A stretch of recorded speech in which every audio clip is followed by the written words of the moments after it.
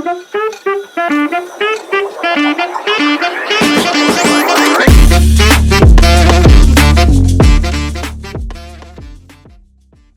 everyone, and welcome to a discussion on this blog by Ankur Shiv Bhandari titled Water, Water Everywhere, Not a Drop to Drink.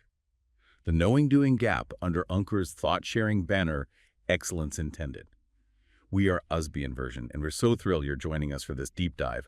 Our mission today really is to cut through all that information noise, and get straight to those aha moments for you, our curious learner. We're diving into Ankur Shiv Bhandari's really insightful blog post about something we all bump into, the knowing-doing gap. It's all about why we often know exactly what to do. We have the solutions, the best intentions, but somehow actually doing it. That's the tricky part. Okay, so let's unpack this a bit. Ankur Shiv Bhandari starts off by pointing out something, well, pretty obvious once he says it. He says, we are absolutely soaked in knowledge. I mean, just think about it. Endless books, online courses, videos for literally anything. Podcasts on every topic imaginable. LinkedIn just overflowing with thought leadership. Right. And YouTube tutorials for, well, everything. He even jokes about finding a guide on peeling a banana using quantum physics. Hey, yeah, I saw that. It's true, though, the sheer amount of information, it's kind of staggering. And this is where Ankur's main point really lands. He observes that despite, swimming in all this knowledge, most of us are stuck. Stuck, yeah. It's such a powerful contrast, isn't it? The idea that more knowing doesn't automatically mean more progress. Ankur makes it really clear. The problem isn't that we don't know enough. We've got the data, the theories, the best practices. We know it all. Exactly. The real issue, he says, is that we are not doing enough with what we already know. And that gap, that disconnect between having the info and actually using it, that's what Ankur Shiv Bhandari calls the knowing-doing gap. It's like this invisible wall holding us back. It really is, isn't it? And Ankur, he doesn't just keep it abstract. He shows how it pops up everywhere, starting right with us as individuals. Yeah. How does he describe that personal struggle? Oh, he describes it so perfectly. It's almost uncomfortable how relatable it is. We all know we should eat better, move more, email less, and be more present. I mean, these aren't state secrets, right? Nope. Heard it a million times. But even knowing all that, how many of us are still, and I quote, ordering takeaways while multitasking between 14 tabs and wondering why we feel tired and slightly existential? Oof. Okay, yeah. Maybe not 14 tabs, but yeah.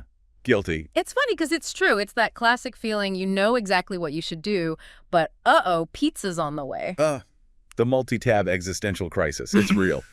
But like you said, it's not just us individually. Ankur Shiv Bhandari takes this wider, looking at teams and whole organizations. He doesn't really pull any punches there, does he? No, not at all. He really lays bare how this gap functions on a bigger scale.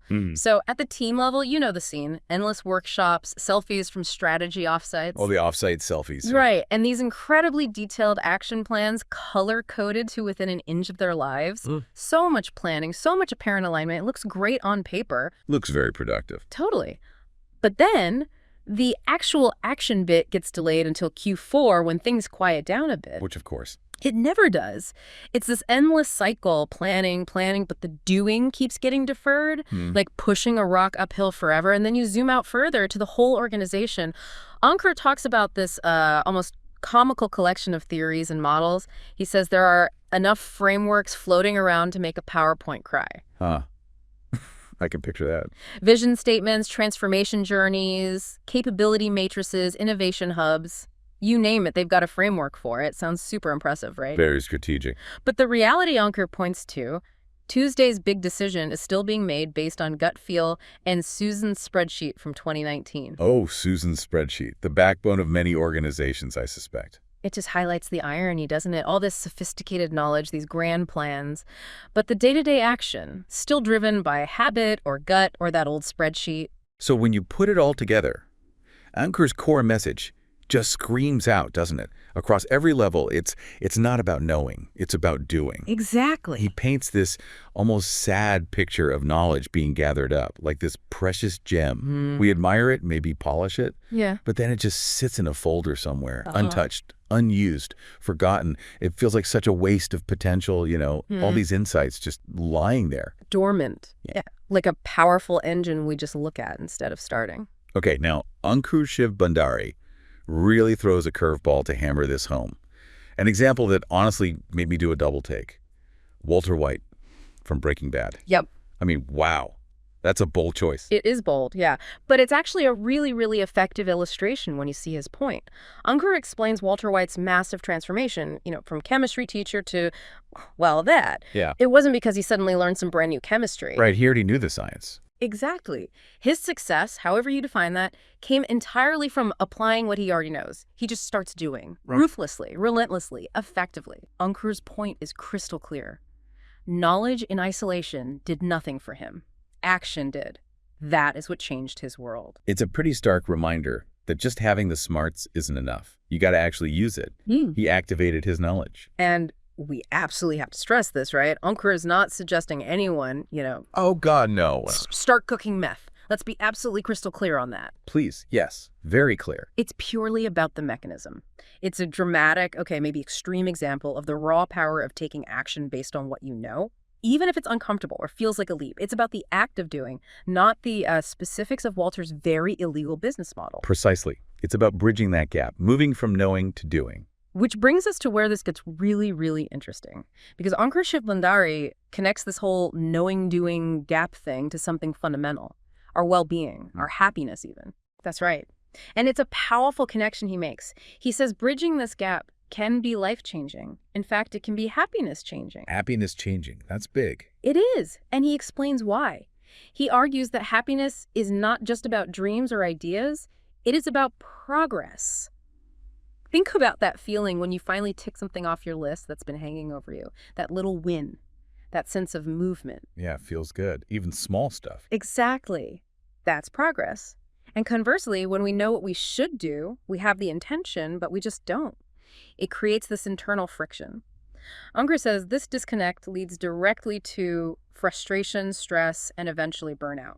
That makes so much sense, the weight of the undone things. Yeah, it's often heavier than the task itself. That nagging feeling, that low-level anxiety about potential you're not fulfilling, it really takes a toll. So understanding this cost, this is what drives Ankur Shiv Bhandari's work with people and companies, right? Yeah. He says he doesn't approach it by giving them more theory or fluff, because more information usually isn't the answer. Right, we're already soaked in it. Exactly. Instead, he focuses on working with what is already in front of them and turning it into action, which sounds simple, but how? He mentions methodologies designed to create small shifts that unlock bigger momentum. No hype, no magic, just intentional movement. What might one of those small shifts actually look like for someone drowning in those 14 browser tabs, maybe? Okay, yeah, good example. So instead of suggesting a whole new productivity system or, another book. Right, more knowing. Ankur might guide them towards something tiny, like, okay, for the next 10 minutes, close every tab except the one email you absolutely must send today. Just one. And hit send. Okay.